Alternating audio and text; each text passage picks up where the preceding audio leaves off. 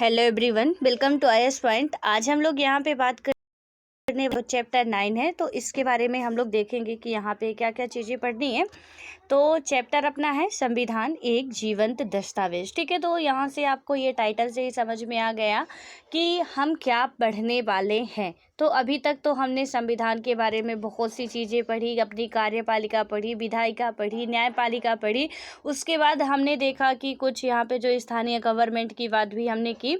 लेकिन ये सारा चीज़ जो है ना, एक आपके दस्तावेज में एक जगह पे लिखा गया। ठीक है, जितनी भी बातें अभी मैंने आपको बताया और जो नहीं बताया वो भी बहुत सारी चीज़ें हैं ऐसी, जैसे फंडामेंटल राइट हो गया, डीपीएसपी हो गया, या आपके मूल कर्तव्य हो गए। ये सारी चीज़ें भी हमारे कॉन्स्टिट्यूशन में ऐड है। ठीक है, तो इन सब के बारे में जो हम देखते हैं, पढ़ते हैं, इसमें आज हम यही समझने वाले हैं कि जो हमारा कॉन्स्टिट्यूशन है एक जीवंत दस्तावेज है। जीवंत दस्तावेज इन द सेंस की क्या होता है, यहाँ पे जो बहुत साल पहले बनाया गया था।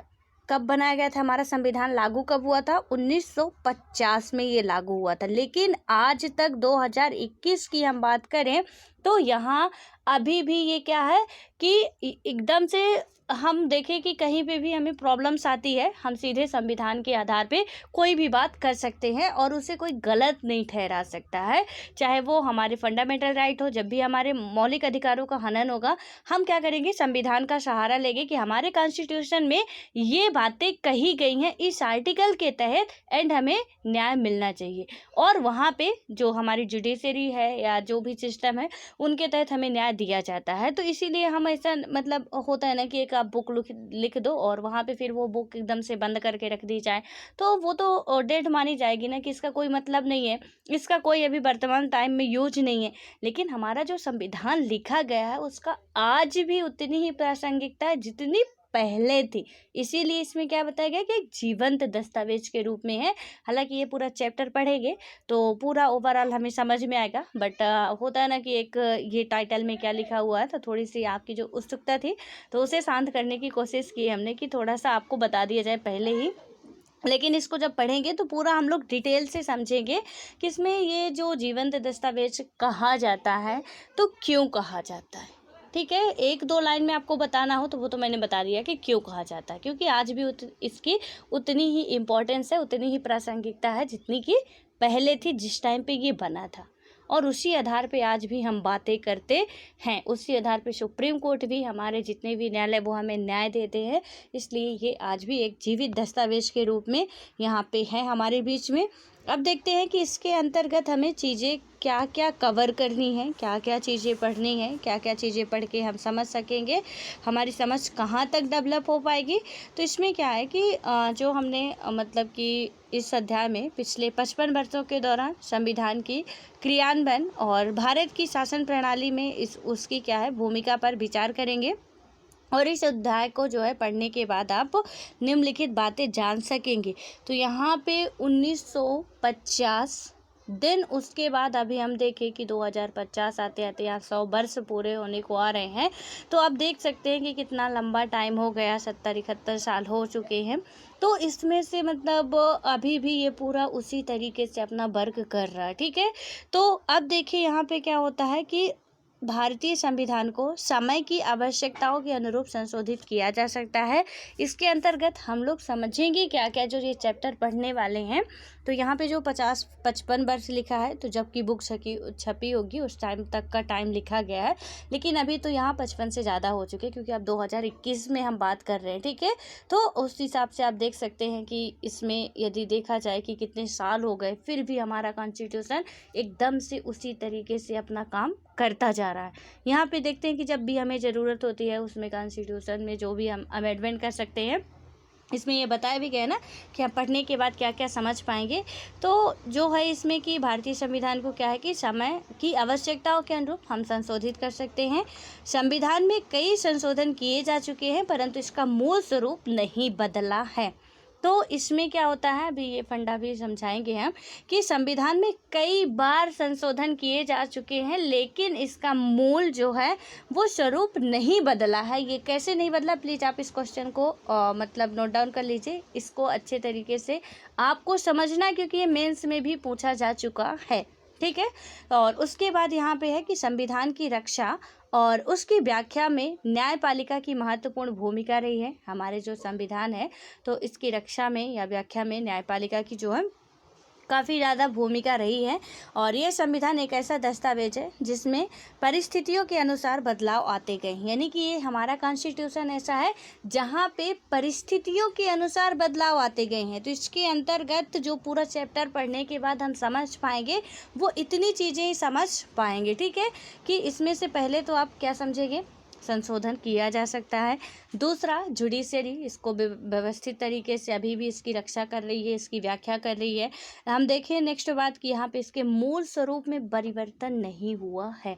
संशोधन तो कई बार किया गया लेकिन इसका जो मूल ढांचा था उसमें परिवर्तन नहीं हुआ है।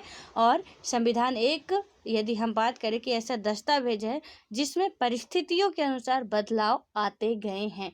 वो जो दस्तावेज आपका है, पहले 395 अनुच्छेद थे, आज 460 प्लस अनुच्छेद हो गए हैं। तो यहाँ पे बदलाव आते गए हैं लेकिन मूल ढांचा जो उसमें परिवर्तन नहीं हुआ। अभी कुछ लोगों के दिमाग से ये मूल ढांचा थोड़ा ऊपर ऊपर निकल रहा होगा, बट डोंट वरी, अभी सारी चीज़ें क्लियर होगी, ठीक है। तो इसमें यदि हम देखें, सबसे पहली बात यहाँ पे कि क्या संविधान अपरिवर्तनीय है, यानी कि इसे बदला नहीं जा सकता है। तो सबसे पहले इसका यदि हम आंसर ढूंढने की कोशिश करें तो इसमें क्या बताया गया है कि परिस्थितिगत बदलाव, सामाजिक परिवर्तनों और कई बार राजनीतिक उठापटक के चलते विभिन्न राष्ट्रों ने अपने संविधान को दोबारा तैयार किया। यानी कि क्या बताया गया कि परिस्थितिगत बदलाव, आप एक एक वर्ड को समझिएगा कि परिस्थिति यानी कि जब जैसे समय आता गया, जब जैसी परिस्थितियां आती गई, समझ में आया कि हमें इस चीज़ में बदलाव करना चाहिए, इस आर्टिकल में हमें बदलाव करना चाहिए। तो यहाँ पे ये परिस्थितिगत बदलाव का मतलब ये है कि जब जैसी परिस्थिति आई, सपोज मान के चलिए कि हम अभी बहुत एक नॉर्मल ज़िंदगी जी रहे हैं, ठीक है, हमें कोई प्रॉब्लम नहीं है अपने घर में, लेकिन कभी ऐसी परिस्थितियाँ आती है कि बहुत बड़ी आपदा आ गई, बहुत ही गंभीर आपदा आ गई। अब हम बहुत जो रईसी जीवन जी रहे थे कि मतलब बिना कूलर के, बिना एसी के हम नहीं जी पा रहे थे, लेकिन परिस्थितियां ऐसी हो गई कि हमारे पास झोपड़ी भी नहीं रहने के लिए, तो हम उसमें भी रहने के लिए मतलब मजबूरी में रहे किसी तरीके से, लेकिन उस परिस्थिति में हम ढलने के लिए तैयार होंगे क्योंकि जीवन जीना हमें, ठीक है। तो कभी अच्छी चीज़ें भी आ गई, हम उस परिस्थिति में ढलेंगे। यहाँ पे यही बताया गया है कि परिस्थितिगत बदलाव, सामाजिक परिवर्तनों और कई बार राजनीतिक उठापटक के चलते विभिन्न राष्ट्रों ने अपने संविधान को दोबारा तैयार किया, ठीक है। कि कब कैसे हुआ, तो किसी ने अभी बनाया और फिर लगा कि नहीं अब इसमें बदलाव करने की ज़रूरत है, तो फिर दोबारा से संविधान बनाने लगे अपना। फिर उन्हें लगा कि नहीं अब तो इसमें और बदलाव की ज़रूरत है। अभी हम कुछ राष्ट्र को भी बात करेंगे जहाँ पे ऐसा हुआ है, तो फिर वो क्या किए, फिर से बदल दिए। यानी कि उनका जो है कि ये चलता रहता है कि कभी ये लोकतंत्र आता है, कभी राजतंत्र आता है, कभी तानाशाही आता है। तो अब जिनका स्वैर नहीं है तो वही होता है। जैसे सपोज आप एक एग्जांपल बहुत अच्छा मैं दे रही हूँ यहाँ पे, मान के चलिए कि आप यूपीएससी की तैयारी कर रहे हो, किसी ने आके कह दिया आपको यार यूपीएससी से अच्छा तो एसएससी है, मतलब दिमाग कहाँ आप भिड़ा रहे हो। आपको लगा यार सच में ये बहुत अच्छी बात बोल के गया, हमने हम यहाँ पे गलत डिसीजन ले लिए हैं, हमें तो एसएससी करना चाहिए था। फिर किसी ने कहा अरे यार पागल थे क्या, मतलब यूपीएससी छोड़ के तुमने एसएससी पे आ गए, यूपीएससी तो कितनी अच्छी जॉब होती है, वहाँ पे बहुत अच्छे अच्छे पोस्ट मिलते हैं, यूपीएससी तो इंडिया की बेस्ट जॉब है। फिर आपने कहा यार हमने तो वो गलत किया था, अब हमें यहाँ पे आना चाहिए था। तो फिर आप क्या करोगे कि आप यहाँ आने की कोशिश करोगे, ठीक है। ना तो आप एसएससी के लायक रह गए, ना आप यूपीएससी के लायक रह गए। क्यों? क्योंकि आपने अपने अनुसार से तो काम करने की कोशिश नहीं की। एक ने कह दिया कि तुमने यूपीएससी करके गलत किया तो तुमने एसएससी कर लिया, दूसरे ने कह दिया यार एसएससी करके गलत किया तो हमने यूपीएससी कर लिया। अब हम तो किसी काबिल रह ही नहीं गए कि एग्जैक्टली हमें जाना कहाँ था, और तब तक पता चलता है कि यार हमारी तो एज ही निकल गई, अब हम किसी के काबिल नहीं रह गए, ना तो यूपीएससी ना एसएससी, सबके मतलब ओवर एज हो गए। तो फिर क्या होगा कि कोई मतलब नहीं लगेगा, भाई झगड़ा वाली बना रहेगा, अपने दिमाग में टेंशन बना रहेगा। तो ऐसे कई राष्ट्र हैं जहाँ पे आज भी चलता है, जैसे नेपाल वगैरह, उनका संविधान कभी दूसरा होता है कभी दूसरा होता है, ठीक है, वो बदलता रहता है। इसमें भी कहीं ना कहीं यही बताने की कोशिश की जा रही है। अब क्या है कि सोवियत संघ ने क्या किया कि 74 वर्षों के दौरान 1918, 1924, 1936 और 1977 संविधान 4 बार बदला गया। जैसे रूस का है, सोवियत संघ जो है आपका रसिया, तो उसका संविधान 4 बार बदला गया। अब देखिए यही है जो मैंने आपको एग्जांपल दिया ना कि यहाँ पे कभी आपने यूपीएससी, कभी एसएससी, कभी यूपीएससी, कभी एसएससी, और फिर बाद में तो अब स्थितियाँ बहुत गंभीर होने वाली थी आपकी, ठीक है। उसी तरीके से यहाँ पे हुआ, क्योंकि उनमें श्योरिटी तो थी नहीं कि हमें करना क्या है, कैसे करना है, ना तो पब्लिक में ना तो वहाँ के शासन व्यवस्था में। कब कब बदला गया? 1918 में, 1924 में, 1936 में, 1977 में यहाँ पे ये बदला गया। 1991 में वहाँ क्या होता है, कम्युनिस्ट पार्टी का शासन समाप्त हो गया और जल्दी ही क्या हुआ कि सोवियत गणराज्य भी बिखर गया। और इस राजनीतिक भूचाल के बाद वहाँ रूसी गणराज्यों का मतलब नए सिरे से गठन किया गया और 1993 में एक नया संविधान अंगीकार किया गया। यानी कि जब वहाँ पे जो कम्युनिस्ट पार्टी थी उसका क्या होता है, खात्मा होता है, दूसरी पार्टी आती है, तब जाके कहीं ना कहीं सोवियत संघ तो बिखर चुका था, बहुत बड़ा था, वो बिखर चुका था, ठीक है। लेकिन उससे बाद क्या हुआ, उसके बाद जो घटना हुई कि 1993 में क्या होता है कि फाइनली उनका कॉन्स्टिट्यूशन अंगीकार होता बनता है, ठीक है, पूरे अच्छे तरीके से वो बनाया जाता है।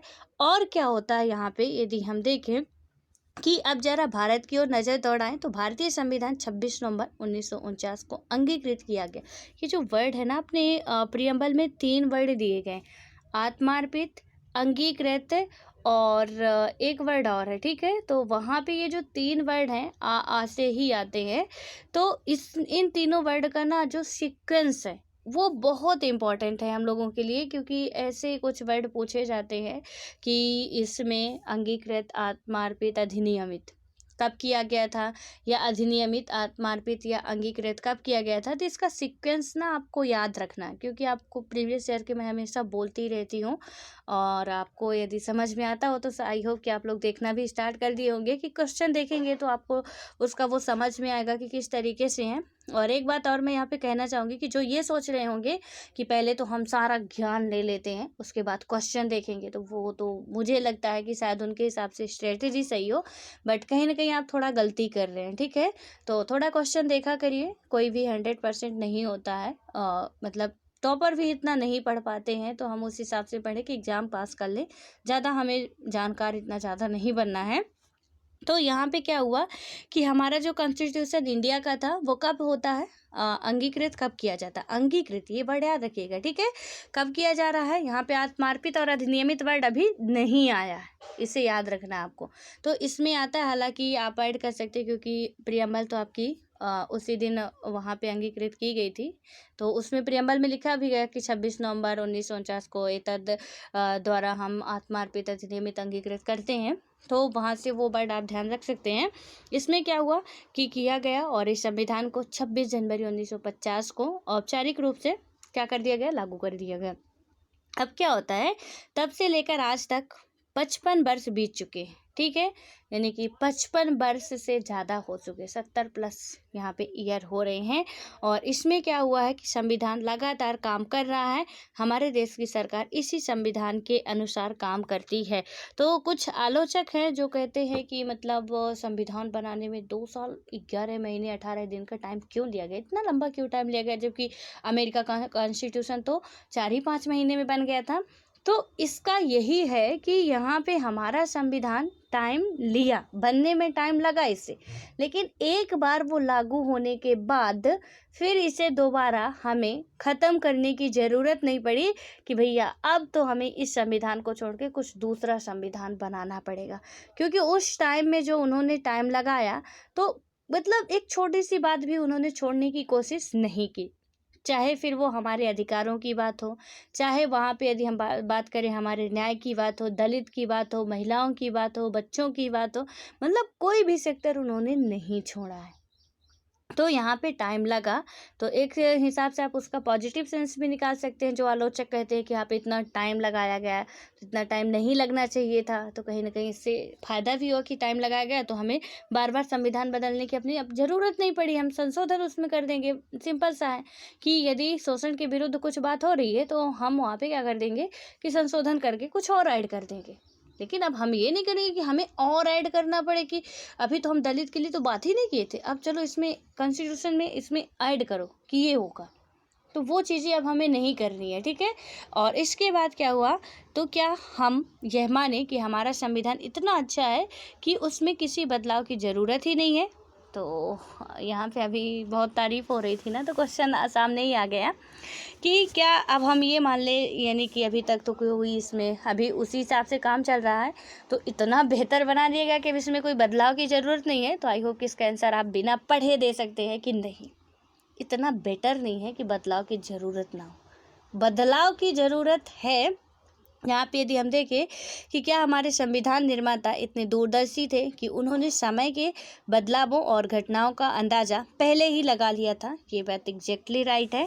और एक अर्थ में ये दोनों क्या है, ये दोनों ही बातें ठीक है, और यह बात सही है कि हमें एक मजबूत संविधान विरासत में मिला है, ठीक है। तो हमें ये बात बिल्कुल नकार नहीं सकते हैं कि हमें संविधान जो मिला वो एक बहुत ही स्ट्रांग वाला मिला है। हमारे जो संविधान निर्माता हैं सच में बहुत दूरदर्शी थे, मतलब यकीन नहीं आएगा कि उन्होंने जो आज घटना घटने वाली है वो 70 साल पहले ही देख लिया था कि ऐसा कुछ होने वाला है।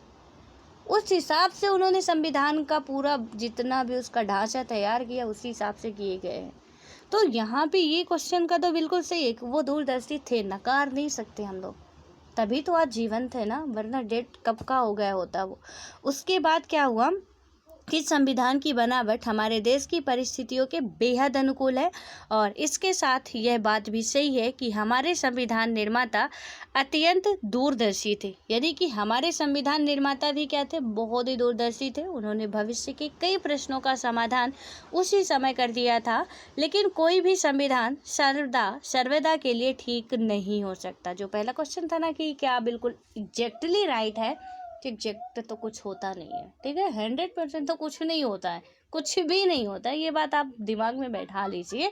तो यहाँ पे हमारा संविधान भी है कि बनाया गया, बट हम ये कहें कि बिल्कुल अब बदलाव तो करना नहीं, कब बहुत सारा बदलाव हो चुका है। हाँ, मूल ढांचे को हम परिवर्तित नहीं कर सकते, ये मूल ढांचा वाला भी मैं कंसेप्ट आपको समझाऊंगी। तो यहाँ पे क्या हुआ कि इसमें ये सदा सर्वदा ठीक नहीं है, ये आप समझ सकते हैं कि नहीं हो सकता। ऐसा कोई दस्तावेज नहीं होता जिसे बदलने की आवश्यकता ना पड़े, ऐसा कोई भी दस्तावेज नहीं होता जिसे हम बदलने की आवश्यकता हमें ना हो।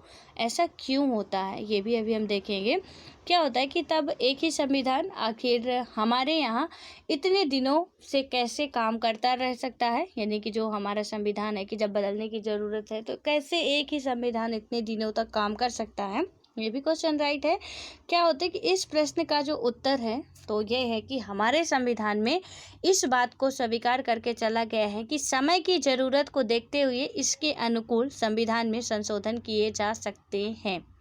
यानी कि कैसे कि समय के अनुकूल, ठीक है, कि उस टाइम हमने जब संविधान का निर्माण किया था तो हमें लगा कि फंडामेंटल राइट में हमें 7 राइट देने चाहिए, ठीक है, तो दिए हम।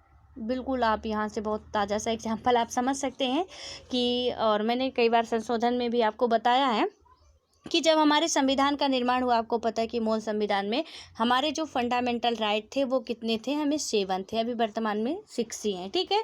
7 में से एक था जो हमारा संपत्ति का अधिकार, उस टाइम लगा कि हमें देना चाहिए, उन्होंने दिया।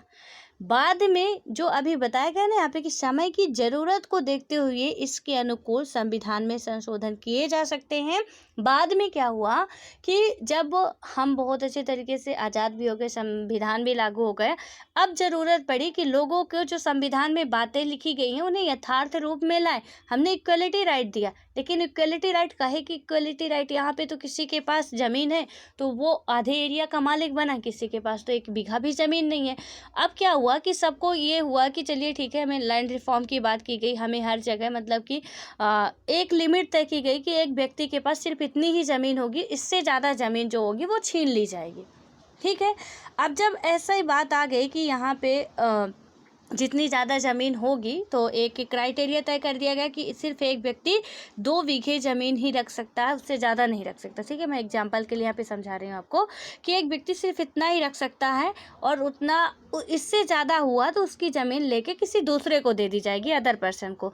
तो यहाँ पे क्या हुआ कि जब ऑब्वियस है कि हमारी संपत्ति कोई लेगा तो हमें तो प्रॉब्लम्स होगी, और जबकि आपने कॉन्स्टिट्यूशन में लिखा कि संपत्ति का अधिकार है हमारे पास, और संपत्ति का अधिकार है, कोई हमारे मौलिक अधिकारों का हनन करता है तो हमें न्यायालय जाने से कोई नहीं रोक पाएगा, न्यायालय हमें न्याय देगा। तो ऐसे केशवानंद बनाम भारती मामला आया, गोलकनाथ मामला आया कि भैया हमारी ज़मीन आप हड़प रहे हो। उनके पास वो बहुत बड़े बड़े वहाँ पे थी, ज़मीनें थी उनकी, काफ़ी मतलब वो संस्था कुछ चलाते थे, उनकी बहुत ज़मीनें थी, और जब ली गई तो ये मामला सामने आता है। और उसके बाद बात की गई कि अब तो संविधान में संशोधन करने की ज़रूरत है। क्यों? क्योंकि मामले ऐसे ही आते रहे। यहाँ पे गोलकनाथ का केस आ रहा, केशवानंद बनाम भारती का केस आ रहा है कि आप क्या कर रहे हो, हमारी ज़मीन को हड़प रहे हो। तो हमें समझ में आया कि हमने तो एक गलती कर दी, संविधान में जो संपत्ति का अधिकार है उसे तो हमें कानूनी अधिकार बनाना होगा। उसे अभी हमने क्या पढ़ा, मूल ढांचे को हम परिवर्तित नहीं कर सकते हैं, उसे हम बदल नहीं सकते कि हम संपत्ति के अधिकार को वहाँ से बिल्कुल मिटा दें कि अब ये कहीं रहेगा ही नहीं। कानूनी अधिकार है आपका, आपकी संपत्ति पे कोई ज़बरदस्ती ले रहा है तो वहाँ पे आपका अधिकार है कि आप लड़ सकते हैं।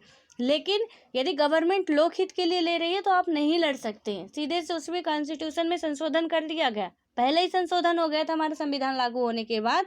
तो ये अब आई होप कि आप समझ पा रहे होंगे कि कैसे यहाँ पे समय की ज़रूरत के अनुसार हम संविधान में अपने क्या कर सकते हैं, बदलाव कर सकते हैं, लेकिन उसका मूल ढांचा परिवर्तित नहीं करेंगे।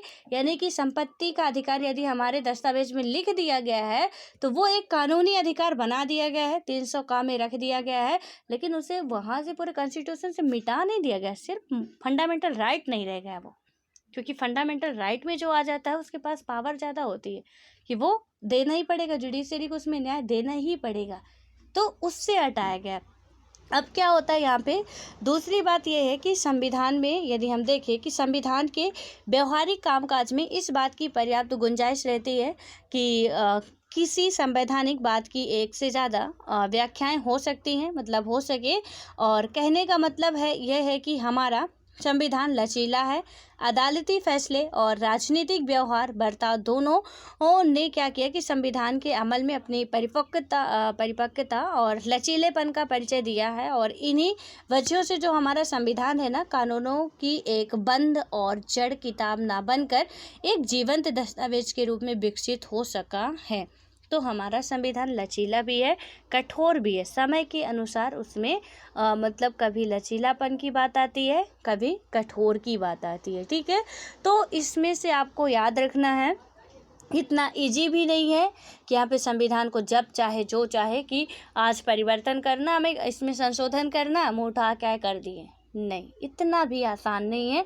और कोई ये चाहे कि इसमें हमको परिवर्तन मतलब ज़रूरी है परिवर्तन करना, तो इतना कठिन भी नहीं कि आप उसमें संशोधन नहीं कर सकते हो। यदि हमें लगा, जैसे आप देखिए कि यहाँ पे अवसर की समानता जो आती है, बात करता है आर्टिकल 16। ठीक है, अब आर्टिकल 16 हमें कहता है कि हर एक जगह पे अवसर की समानता सबको बराबर होनी चाहिए, समानता का अधिकार देता है। लेकिन जनरल कैटेगरी वालों के लिए क्या था कि आरक्षण की, रिजर्वेशन की कोई बात नहीं की गई थी, अदर लोगों के लिए थी। अब क्या हुआ कि अभी उसमें संशोधन किया गया आर्टिकल 16 में, और उसमें क्या किया गया, संशोधन करके 10% आरक्षण की बात जनरल कैटेगरी वालों के लिए की गई। ठीक है, तो उसमें हमने संशोधन किया क्योंकि अब वो ज़रूरत पड़ी कि इसमें इनके लिए भी करना चाहिए, तो हम संशोधन कर सकते हैं, उसे पूरा खारिज नहीं कर सकते हैं। तो इतना कठोर भी नहीं है कि हम संशोधन नहीं कर सकते हैं, यदि नीड है तो हम कर लेंगे। और इतना आसान भी नहीं कि जब चाहे जिस पे चाहे संशोधन कर लें, तो उसकी प्रक्रिया बहुत लंबी है। एंड वो सारी चीज़ें आप बहुत पहले भी समझ चुके हैं कि हमारा संविधान में जब भी कोई कानून बनता है, बिल आता है, इतनी आसानी से वो सब चीज़ें नहीं आती। उनकी कमेटी बैठती है, पूरा एक प्रोसेस होती है, लंबी अच्छी खासी प्रोसेस होती है, सालों लग जाते हैं एक बिल पास करने में। तो वहाँ से आप वो चीज़ें समझ चुके हैं। अब यहाँ पे बताया गया है कि ये सारी बातों के चलते हम संविधान को एक जीवंत दस्तावेज मान सकते हैं। उसके बाद क्या होता है कि समय के एक खास मोड़ पर अपने समाज के लिए संविधान तैयार कर रहे लोगों को एक आम चुनौती का सामना करना पड़ता है। और यदि हम देखें कि ये तो स्वाभाविक ही है कि उस खास वक्त में क्या होता है कि समाज जिन समस्याओं का सामना कर रहा है उसके समाधान के प्रयासों की झलक संविधान के प्रावधानों में दिखाई देगी। लेकिन क्या होता है कि संविधान की यदि हम बात करें कि संविधान को बनाते हुए इस बात का भी ध्यान रखा जाता है या रखना पड़ता है कि आगे आने वाले समय में वह सरकारों के कामकाज के लिए एक रूपरेखा प्रदान करे। और इसलिए क्या होगा कि किसी भी संविधान को भविष्य में पैदा होने वाली चुनौतियों का समाधान प्रस्तुत करने में भी सक्षम होना होता है कि जो संविधान बनाया गया है तो ऐसा ना हो कि बस आज जो चल रहा है उस पर काम किया जाए। हम जब अपना फ्यूचर प्लान करते हैं ना, हम ये नहीं देखते हैं, अपना बजट बनाते हैं, हम ये नहीं देखते कि आज क्या हो रहा है, वो बस आज पे जिया जाए, आज जो है जी भर के जी लो, कल की कल देखेंगे। संविधान निर्माताओं ने ऐसा नहीं किया था कि आज हम जिस परिस्थिति में हैं उसको जी भर के जी लेते हैं, यहाँ पे लिख देते हैं कि आज ऐसा था, ऐसा है, ऐसा होगा, आगे की बात नहीं करते हैं। तो कहीं ना कहीं ये आज ऐसी बातें हम ना पढ़ रहे होते तो उन्होंने फ्यूचर का भी देखा कि हम आगे क्या करें, यदि जीवित रहे तो हमें आगे क्या क्या करना होगा, हमारी आने वाली पीढ़ियों के लिए हम क्या क्या कर सकते हैं, वो सारी चीज़ें उन्होंने देखा। ठीक है, अब यहाँ पे यदि हम देखते हैं कि जो भी रूपरेखा थी उससे संविधान को भविष्य में जो भी चुनौतियां थी उनका तो सामना प्रस्तुत करने में जो भी सक्षम होना चाहिए। और यहाँ पे इस अर्थ में क्या होता है, संविधान ना केवल समकालीन परिस्थितियों और प्रश्नों से जुड़ा होता है बल्कि उसके कई सारे तत्व स्थायी महत्व के होते हैं। यानी कि यहाँ पे इसके तत्व जो हैं वो स्थायी महत्व के भी होते हैं। लेकिन इसी के साथ हम देखें यदि कि संविधान कोई जड़ और अपरिवर्तनीय दस्तावेज भी नहीं है कि संविधान बिल्कुल जड़ हो गया। जड़ का मतलब क्या है कि बस एक जगह जम गया, अब उसे कहीं पे हम नहीं बदल सकते हैं। और यहाँ पे अपरिवर्तन, इसका परिवर्तन नहीं कर सकते, ऐसी कोई बात नहीं हमारे कॉन्स्टिट्यूशन में।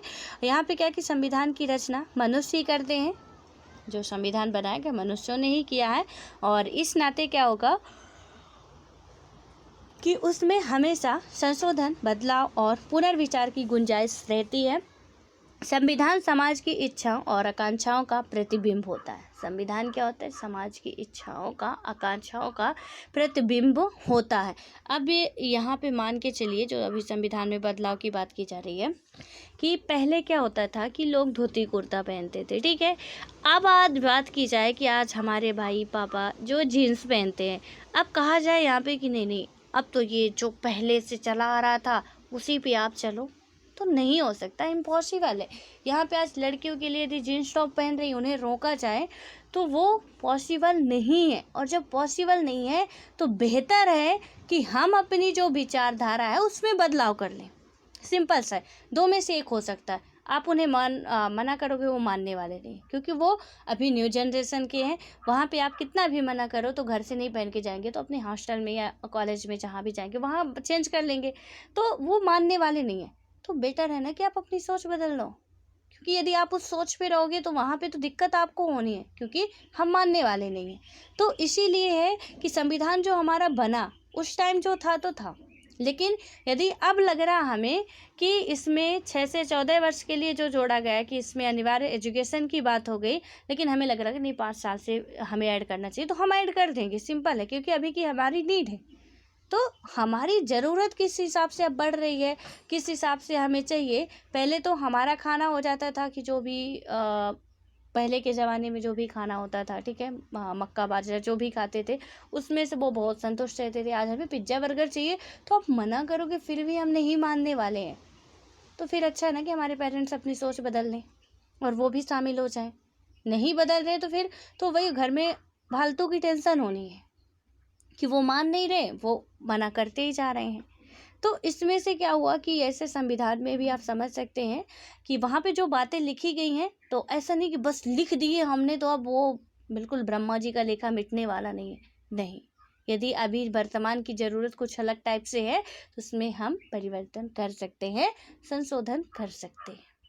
इसमें कोई बहुत बड़ी प्रॉब्लम नहीं होनी चाहिए, ठीक है। अब क्या होता है, लेकिन इस संबंध में हमें यह बात भी याद रखनी चाहिए कि संविधान समाज को लोकतांत्रिक ढंग से चलाने का एक ढांचा भी होता है, और इस दृष्टि से संविधान एक ऐसा उपकरण होता है जिसे समाज खुद अपने लिए गढ़ता है। यानी कि ये ऐसा है कि हम खुद अपने लिए गढ़ते हैं। वो होता है ना कि जो चीज़ हमारे लिए अच्छी होती है हम कह देते हैं बहुत, ये तो बहुत अच्छा है, इसको करने से बहुत अच्छा होता है। जो चीज़ हमारे लिए बेटर नहीं होती, पहले से भी बना के ऐसी चीज़ें रखे हैं कि वहाँ पे ऐसा मत करना, पाप होता है, आप वहाँ पे जाओगे तो बहुत बुरा हो जाएगा। तो हमने पहले से डरावनी बातें बना के रखी है, जहाँ पे हमारे लिए बेटर है तो हम उसे बदल देते हैं कि नहीं नहीं ऐसा नहीं, ऐसा करने से होता है। अभी जैसे देखिए सबरीवाला मंदिर का केस आया था, यहाँ पे क्या बताया गया कि यदि औरतें मंदिर जाती हैं तो शायद कुछ ऐसा मनगढ़ंत कहानी बना के रखे और रहे होंगे कि वो अशुद्ध होती है, भगवान जी वहाँ से निकल के भाग जाते होंगे। लेकिन बाद में क्या हुआ कि जब वो औरतों ने खुल के सामना किया, औरतों ने अपना जो भी एजुकेशन था उनका स्ट्रांग हुआ, उन्होंने पढ़ाई की, समझा कि नहीं नहीं ये तो सारी चीज़ें मिथ हैं, यहाँ पे ऐसा कुछ होता नहीं है, हम कौन सा अशुद्ध हो रहे हैं, ये तो एक नेचुरल प्रॉब्लम है ना, और ये ना हो तो हो सकता है कि और बहुत बड़ी प्रॉब्लम्स हो जाए। तो इसमें से हम कहाँ से अशुद्ध हो रहे हैं, हमें भी वही राइट चाहिए जो उनके पास है। और हम देखते कौन से भगवान कहाँ भाग रहे हैं। तो उन्होंने किया और फिर लगा कि हाँ अब इनको अधिकार देने की ज़रूरत है। सुप्रीम कोर्ट ने उन्हें अधिकार दिया कि लॉर्ड अयप्पा के मंदिर में आप भी जा सकते हो। वहाँ पे वुमेन के लिए भी सेम राइट दिए गए, जो कि पहले सिर्फ पुरुष अपने लिए बना के रखे थे कि ऐसा है कि यहाँ पे महिलाएं जाएंगी तो उनकी जो भी मान्यता रही हो कि वहाँ से मतलब वो अशुद्ध होती, नहीं जा सकती मंदिर के अंदर, अपवित्र हो जाएगी मंदिर, पूरा धुलाई करो मंदिर का, पूरी साफ सफाई करो, कि एक महिला ने वहाँ पे प्रवेश कर दिया। लेकिन अब क्या हुआ, महिलाएं जा रही हैं, धड़ल्ले से जा रही हैं, जब से कानून पास हुआ वहाँ पे, जब से उन्हें अधिकार मिला वो जा रही हैं। ना तो भगवान भाग रहे, ना तो वहाँ की कोई अशुद्धि हो रही, ना कोई अनहोनी हो रही है। तो बस वही कि हम अपने फायदे के लिए जब चाहा जैसे चाहा बना लेते हैं। तो इसमें से कई सारी बातें हम लोग जब 6th क्लास से NCERT स्टार्ट किए थे, बहुत छोटी छोटी बातें हमने देखा भी है कि कैसे जब महिलाओं की पढ़ने की बात आती है तो बोलते हैं कि यदि एक महिला पढ़ेगी, पहले ऐसी कुछ मनगढ़ंत कहानियाँ थी ना कि एक महिला यदि पढ़ती है तो वो अपने घर वालों के लिए कुलक्षणी हो जाती है, उसका पति ख़त्म हो जाता है, पूरा घर बर्बाद हो जाता है यदि महिला विद्यालय में कदम रख दी तो। लेकिन बाद में उस महिला ने क्या किया कि घर पे ही रहते हुए पढ़ाई की, बाद में वो बहुत सक्सेसफुल महिला बनती है। ना तो उसका पति ख़त्म हुआ, ना अपने घर वालों के लिए वो कुलक्षणी हुई, बल्कि वो बहुत अच्छा, मतलब उसके जॉब करने से घर और अच्छे से सुधर गया, पढ़ने से और अच्छे से बच्चे को पढ़ाने लगी, वो और अच्छी कंडीशन हो गई घर की। तो बाद में समझ में आया कि मतलब ये तो सब अपने फ़ायदे के लिए बनाया जा रहा था, और फिर उसके लिए भी बनाया गया कि महिलाओं के लिए भी आप मतलब वहाँ पे शिक्षा देनी चाहिए। तो ये सारी चीज़ें होती हैं। हालांकि कई जगह पे भी आज भी ऐसी कुछ घटनाएं होती हैं जहाँ की महिलाओं को बहुत ज़्यादा, मतलब यदि उनको पीरियड्स आ गए तो उन्हें अछूत समझने लगते हैं कि वो अछूत है। कहीं कहीं तो मैंने ऐसा भी देखा है कि यदि उन्हें पीरियड्स आ गए तो वो 6-7 दिन तक जो पुरुष होते हैं उनके घर के, उन्हें देखती नहीं है। वो एक अलग रूम उनका होता है, किचन नहीं जा सकती हैं खाना बनाने के लिए, वहाँ पे वो मतलब है ना कि पूरा एक सेपरेट रूम है, वहीं पे रहेगी क्योंकि वो अशुद्ध हो गई उस टाइम पे। और 6-7 दिन तक उसकी, वही जैसे अभी कोरोना में क्वारंटाइन कर देते हैं कि घर वालों से दूर रहो, वैसे एक महिला को हर महीने में 6-7 दिन के लिए क्वारंटाइन किया जाता है कहीं कहीं पे। तो ऐसी घटनाएं होती हैं। लोग अपने फायदे के लिए, पुरुषवादी समाज है यहाँ पे, उन्होंने सोचा महिला आगे हुई तो कहीं ना कहीं हमारा अस्तित्व तो हो सकता है कि खतरे में आ जाए, तो इन्हें जितना गिराना चाहो आप गिरा दो, जितना भी गिराना चाहो जिस लेवल तक गिरा दो, क्योंकि ये कुछ बोलने वाली नहीं है। और जब उन्होंने बोला, सामने आवाज़ उठाई, उन्होंने आया, तो फिर प्रॉब्लम्स थोड़ा सा सॉर्ट आउट हुई। अभी पैडमैन मूवी बनी, वहाँ पे भी काफ़ी चीज़ें आपको दिखाई गई हैं। बहुत मतलब ये शर्म की बात मानी जाती थी। अभी हो सकता है कि मैं आप बात कर रही हूँ तो आप में से कुछ बॉयज़ भी होंगे, कुछ गर्ल्स भी होंगे, तो कुछ को लग रहा होगा कि ये मैडम कैसी, मतलब जो थोड़ा बहुत मतलब अभी भी पुराने ख्यालात के होंगे उनको ऐसा ही लग रहा होगा कि कैसी बकवास कर रही है, मतलब शर्म नहीं आ रही। लेकिन प्लीज़ आप लोग भी यदि शर्म कर रहे हैं ना तो बहुत अच्छी बात नहीं है ये, क्योंकि ये नेचुरल प्रॉब्लम है, वो सबके साथ होती है, ठीक है। जितनी भी लड़कियां हैं और हो यहाँ पे बिल्कुल कंपलसरी नहीं हो तो उसके लिए वो लड़की के लिए प्रॉब्लम है। तो यहाँ पे आप उसे ऐसा नहीं कह सकते हो कि उसने ऐसा, उससे ऐसा हुआ तो वो अछूत हो गई या कुछ हो गया, तो हम ऐसा नहीं मान सकते हैं। और आज सुधार हो भी रहा, जब हम आवाज़ उठाते हैं तो सुधार होता भी है, ठीक है। हमारे संविधान में फिर बदलाव होते हैं, तो यहाँ पे बताया गया, यही बताया गया कि हम खुद उसे गढ़ रहे हैं, उसका निर्माण हम खुद कर रहे हैं अपनी ज़रूरतों के हिसाब से, कि पहले जिस तरीके से बनाया गया, आज ज़रूरतें कुछ और हो रही हैं, उसमें हम और परिवर्तन कर सकते हैं। अब आगे आते हैं यहाँ पे कि संविधान की यह दोहरी भूमिका संविधान की हैसियत को लेकर कुछ मुश्किल सवाल खड़े करती है। क्या करती है कि आप कभी संशोधन कर सकते हो, कभी नहीं कर सकते हो, ये क्या बात है। इसमें क्या है कि क्या संविधान इतना पवित्र दस्तावेज होता है कि उसमें कोई बदलाव किया ही नहीं जा सकता है। और दूसरी तरफ देखें तो यह पूछा जा सकता है कि क्या यह एक इतना आम मतलब कि मसला है कि उसमें सामान्य कानून की तरह जब चाहे बदलाव किए जा सकते हैं। तो दो बातें यहाँ पे आ रही हैं कि या तो इसमें बदलाव ही नहीं किया जा सकता, या तो इसमें मतलब हम जब चाहे जैसे चाहे बदलाव कर सकते हैं। तो खैर ये दोनों बातें ही यहाँ पे कहीं ना कहीं थोड़ा सा इतना सही नहीं है। अब क्या होता है यहाँ पे कि भारतीय संविधान के निर्माताओं को इस समस्या का आभास था, और इसलिए उन्होंने संविधान में क्या किया कि एक संतुलन पैदा करने की कोशिश की, और उन्होंने संविधान को सामान्य कानून से ऊंचा दर्जा दिया, ताकि क्या हो कि आने वाली जो पीढ़ियां हैं उसे सम्मान की दृष्टि से देखें। यानी कि जो सामान्य कानून होते हैं उनसे कहीं ना कहीं, इससे हमारे कॉन्स्टिट्यूशन को क्या दिया गया कि ऊंचा दर्जा दिया गया, कि ना तो अभी देखा ना हमने कि कठोर और लचीले का सम्मिश्रण है, यानी कि ना तो इसे आसानी से तोड़ा जा सकता है, ना तो इसे आसानी से जोड़ा जा सकता है। यानी कि कोई चाहे कि आसानी से संशोधन कर ले तो इम्पॉसिबल है, कोई चाहे कि इसे हम नहीं कर सकते, कितनी भी कोशिश कर लें ये भी इम्पॉसिबल है, क्योंकि हम कर सकते हैं, ठीक है। अब क्या होता है यहाँ पे कि साथ ही संविधान बनाते समय उन्होंने इस बात का भी ख्याल रखा कि भविष्य में इस दस्तावेज में संशोधन की आवश्यकता पड़ सकती है। संविधान निर्माण की प्रक्रिया के दौरान भी वे इस बात को लेकर सचेत थे, और यहाँ पे यदि हम देखें कि किसी मुद्दे पर लोगों की राय अलग अलग हो सकती है, वे जानते थे कि जब समाज किसी मत विशेष की ओर ज़्यादा आकृष्ट होगा तब संविधान के प्रावधानों में संशोधन की आवश्यकता जरूर महसूस होगी, ठीक है। यहाँ पे करना ही पड़ेगा, और इसलिए संविधान बनाते समय दोनों बातों का ध्यान रखकर उन्होंने क्या किया, यानी कि उसे पवित्र दस्तावेज या कि हम बात करें मानने के साथ साथ इतना लचीला भी बनाया गया कि उसमें समय की आवश्यकता के अनुरूप यथोचित बदलाव किए जा सके। और दूसरे शब्दों में हमारे संविधान में यदि हम देखें कोई जड़ और अपरिवर्तनीय दस्तावेज नहीं है, इसमें किसी स्थिति के बारे में अंतिम निर्णय देने से बचा गया है, और यह कोई अपरिवर्तनीय चीज नहीं है। तो यहाँ से आपकी समझ बन जानी चाहिए कि हमारा जो संविधान है वो किस तरीके का है, ठीक है। कि अब ओवरऑल पूरा आप समझ सकते हैं कि समय के अनुसार परिवर्तन करना जरूरी होता है, परिवर्तन ही प्रकृति का नियम है।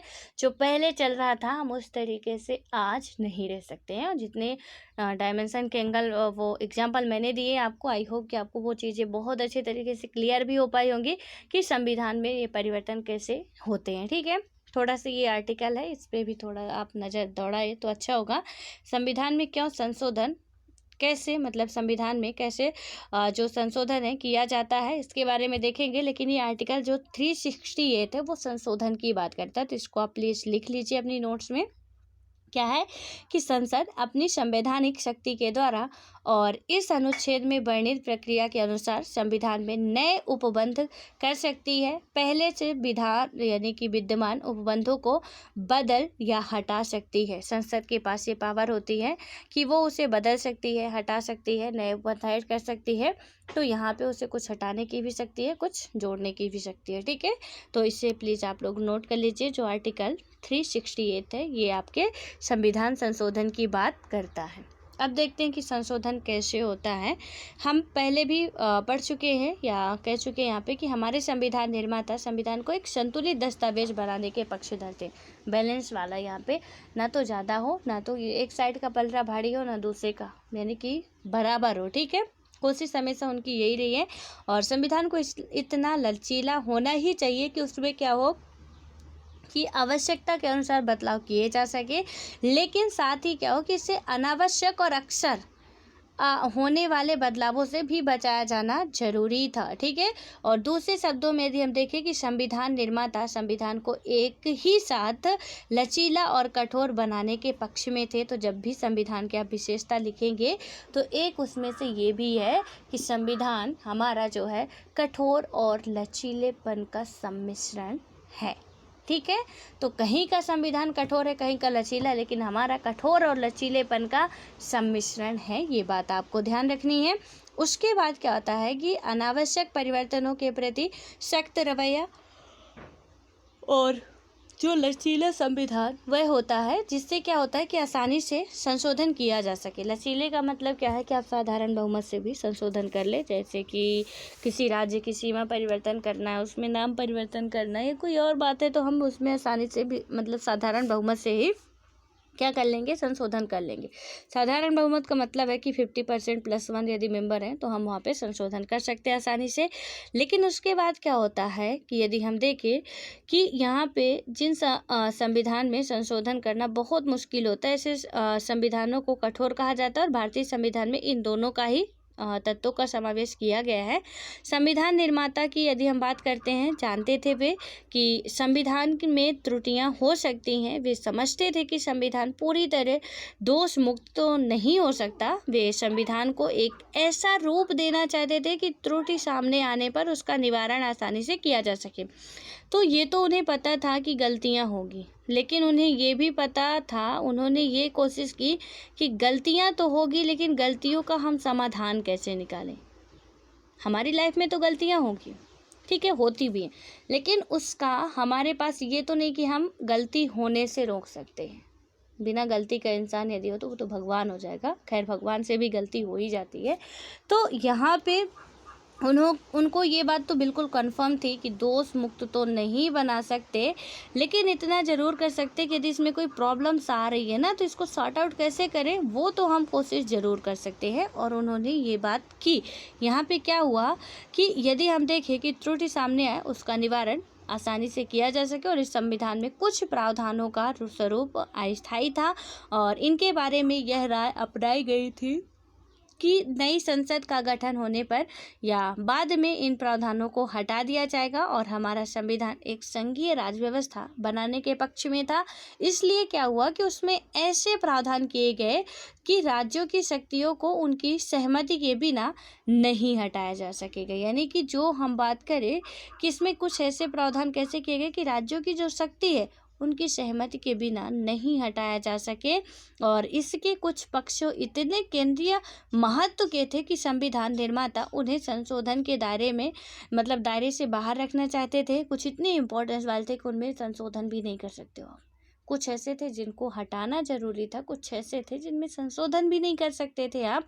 और अतः क्या हुआ कि इन प्रावधानों की संविधान प्रक्रिया को कठोर बनाना आवश्यक था, और यही वजह है कि संविधान में संशोधन करने के लिए विभिन्न तरीके अपनाने पड़े। कैसे कैसे होता है संविधान में संशोधन? अभी जो मैंने आपको बताया था विशेष बहुमत, साधारण बहुमत, प्लीज़ आप इससे इतना ये जो है आपका फ्लो चार्ट है उससे आप ऐसे एज इट इज बना लीजिए, बहुत इंपॉर्टेंट है। आप आंसर राइटिंग भी करोगे तो आप ऐसे ही यूज कर सकते हो इसे। बिल्कुल कोई नहीं कहेगा कि आपने एनसीईआरटी की कॉपी की है, तो वो खुशी हो जाएंगे कि आपने एनसीईआरटी तो पढ़ी कम से कम। यहाँ पे क्या है कि संविधान संशोधन की जो प्रक्रिया किस तरीके से होती है, यहाँ पे 3 प्रक्रियाएँ चलती हैं।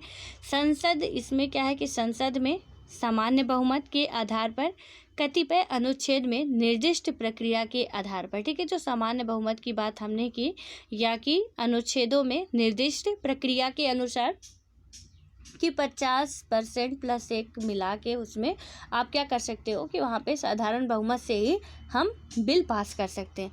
दूसरा क्या आता है कि संसद के दोनों सदनों में अलग अलग विशेष बहुमत के आधार पर अनुच्छेद 368 के अनुसार, यानी कि इसमें किसी भी आर्टिकल के तहत यहाँ पे संशोधन किया जा सकता है। लेकिन इसमें क्या हुआ कि संसद के दोनों सदनों में, लोकसभा और राज्यसभा में, अलग अलग विशेष बहुमत के आधार पर अनुच्छेद, इसमें संविधान में संशोधन होगा।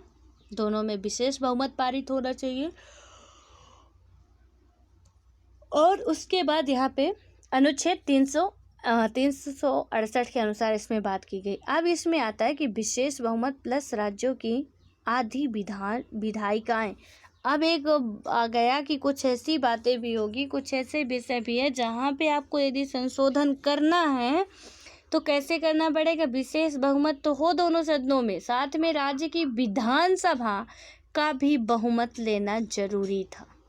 तो 3 तरीके से हो गई। आपका साधारण बहुमत हो गया, विशेष बहुमत हो गया, विशेष बहुमत प्लस विधायिका का सम्मिलित होना, राज्य की विधायिका भी उसमें सम्मिलित होगी, पार्टिसिपेट करेगी, तब आप किसी भी चीज़ में संशोधन कर सकते हो।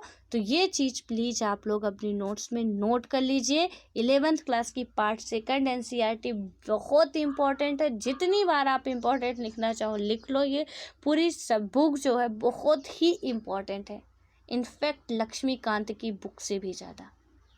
ठीक है, तो आप प्लीज़ इसे नोट कर लीजिए। उसके बाद यहाँ पे हम लोग आते हैं कि संविधान में ऐसे यदि हम देखें कि कई अनुच्छेद हैं जिनमें संसद सामान्य कानून बनाकर संशोधन कर सकती है, और ऐसे मामलों में कोई विशेष प्रक्रिया अपनाने की ज़रूरत नहीं होती। साधारण बहुमत से ही वो क्या कर देगी, कानून पारित कर देगी।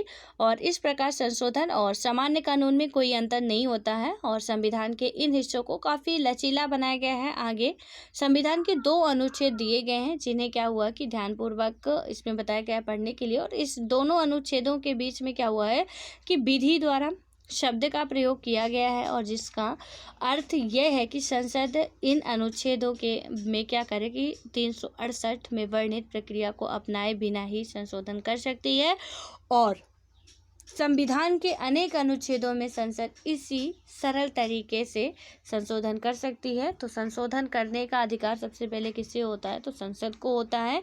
यहाँ पे जो 2 आर्टिकल दिए गए हैं, एक तो आर्टिकल है कि संसद विधि द्वारा संघ में नए राज्यों को प्रवेश दे सकती है। ठीक है, तो संसद के पास ये पावर है कि वो विधि द्वारा क्या कर सकती है, उन्हें नए राज्यों का प्रवेश दे सकती है। आर्टिकल 2 कहता है। आर्टिकल आपका 3 कहता है कि संसद विधि द्वारा क्या कर सकती है, किसी राज्य का क्षेत्रफल बढ़ा सकती है या घटा सकती है। तो इन दोनों में संसद के पास पावर है कि वो एकदम से सामान्य मेजोरिटी के साथ उसमें घटाव बढ़ाव कर सकती है। इसमें कोई बहुत बड़ा इश्यू नहीं है। दिन क्या होता है कि संविधान के शेष खंडों में संशोधन करने के लिए अनुच्छेद 368 में प्रावधान किया गया है, और इस अनुच्छेद में क्या हुआ कि संविधान में संशोधन करने के 2 तरीके दिए गए हैं। ये तरीके संविधान के सभी अनुच्छेदों पर एक समान रूप से लागू नहीं होते हैं, और एक तरीके के अंतर्गत क्या होता है कि संसद के दोनों सदनों के विशेष बहुमत द्वारा संशोधन करने की बात कही गई है। दूसरा तरीका है ज़्यादा कठोर है, और इसके लिए क्या होता है कि संसद के विशेष बहुमत और राज्य की विधान पालिकाओं की आधी संख्या की आवश्यकता होती है। और यहाँ पे ध्यान देने वाली बात क्या है कि संविधान संशोधन की जो प्रक्रिया है वो संसद से ही शुरू होती है, और संसद के विशेष बहुमत के अलावा किसी बाहरी एजेंसी जैसे संविधान आयोग या किसी अन्य निकाय की संविधान की संशोधन प्रक्रिया में कोई भूमिका नहीं होती है। यहाँ पे संसद पे ही शुरू होगा, वहीं पे खत्म होगा, कोई और निकाय का यहाँ पे कोई भी भूमिका नहीं होती है। ठीक है, ये बात आप याद रखिएगा। अब क्या होता है कि इसी प्रकार संसद या कुछ मामलों में राज्य विधान पालिकाओं में संशोधन पारित होने के पश्चात इस संशोधन को पुष्टि करने के लिए किसी प्रकार के जनमत संग्रह की आवश्यकता भी नहीं ली जाती है। और अन्य सभी विधेयक जो होते हैं, तो विधेयकों की तरह क्या होता है कि संशोधन विधेयक को भी राष्ट्रपति के अनुमोदन के लिए भेजा जाता है। ये भी राष्ट्रपति के पास जाते ही हैं, परंतु इस मामले में राष्ट्रपति को पुनर्विचार करने का अधिकार नहीं होता। यहाँ पे उन्होंने यदि संशोधन उन्हें करना है तो भेज दिया राष्ट्रपति के पास सब कुछ, उधर का फंडा क्लियर करके, भैया आप सिग्नेचर करना चाहो तो कर दो, नहीं करना चाहो तो भी कर दो आप। ठीक है, तो यानी कि आप मेरी बातों को थोड़ा सा समझ रहे होंगे कि करना चाहिए तो कर दीजिए, नहीं करना चाह रहे फिर भी कर दीजिए का मतलब क्या है कि आपको पुनर्विचार करने का कोई अधिकार नहीं है। राष्ट्रपति के सिग्नेचर के बिना ये मान्य नहीं होगा, तो इसलिए आपकी मर्जी हो तो ना मर्जी हो तो आपको करना पड़ेगा। सिंपल सा है। ठीक है, किसी में संशोधन कर रहे हैं तो ये बात भी आपको याद रखनी है कि राष्ट्रपति वहाँ पे पुनर्विचार के लिए नहीं भेज सकते हैं। इन बातों से क्या पता चलता है कि संशोधन की प्रक्रिया कितनी कठोर और जटिल हो जाती है। और हमारे संविधान में इन जटिलताओं से क्या हुआ कि बचा गया है और इससे हमारे यहाँ संशोधन की प्रक्रिया अपेक्षाकृत सरल हो गई है। लेकिन यहाँ एक महत्वपूर्ण तथ्य पर ध्यान दिया जाना चाहिए और वो तथ्य क्या है कि संशोधन के प्रश्न पर अंतिम राय जनता के निर्वाचित प्रतिनिधियों की ही होती है।